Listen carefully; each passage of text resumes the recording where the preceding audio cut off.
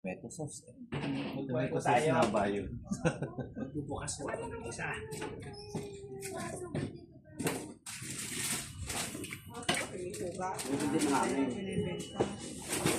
Ay, kuya, sorry. Paparingas kayo ng uling. Yung,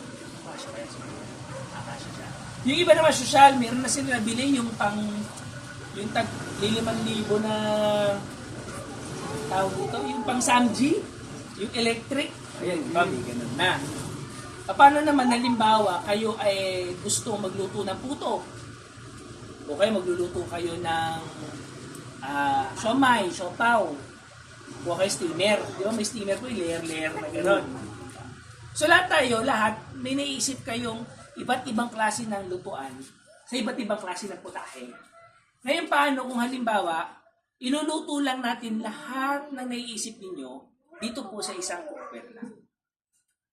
Kasi po itong cookware na to, multi-purpose po siya. So yun po yung goal namin. Ipapakita po namin sa inyo paano siya ginagamit. Ito ho, magluluto kami ng baked macaroni. Di po ba ang baked mac? Ay, si Madam Flora alam niya. Ang baked mac, luluto ka noodles. Pagkatapos, luluto ka na sauce sa isang kaldero, kawali. Tapos, aassemblein mo. Gagawa ka ng puting sauce sa isang kawali na naman. Ipapatong mo. Tapos ipapasok ko sa oven. Ganun ang baked mac. Paano kung yung baked mac, isang tambakan na lang natin. Luluto natin dito. Minsanan na lang. Okay. Next po, magluluto po kami ng roasted chicken. Di ba, bibili kayo dyan sa labas ng roasted chicken, 300 pesos isang buong manok. Pero ang kilo lang naman ng manok ay 190, 180. Paano kung halimbawa, itatambak lang din natin dyan hanggang maluto siya. Ayun, ganun po yung gagawin natin. Sample po namin kayo. Pepper foods yung binili ko. Okay. Ilagay nyo sa gilid ang... Okay. Pero mako. Sayang din naman yan. Laman siya din lasa yan. Ayan. Pagkatapos, takpan. Takpan nyo lang po. Ayan. Tapos harap po siya sa'yo. Hindi ka mahirapan. Ayan. Tapos na tayo. Dito tayo sa susunod. Ito po, excuse me po ha. Ito po, hindi pa po ito bukas. Malamig pa po ito. Magsasalang po kami ng manok. Patay manok, may gloves ka naman dyan, di ba? Mag-gloves ka na lang. Meron po dito, kung chicken ito, hinati-lang po namin sa dalawa. Isang thigh part, isang... So, akin na ako na. Sa lemon ka na. Okay, ang gagawin nyo lang po, face down lang po, bababa. Lemon ka na. Mag-lemon ka na. Yan.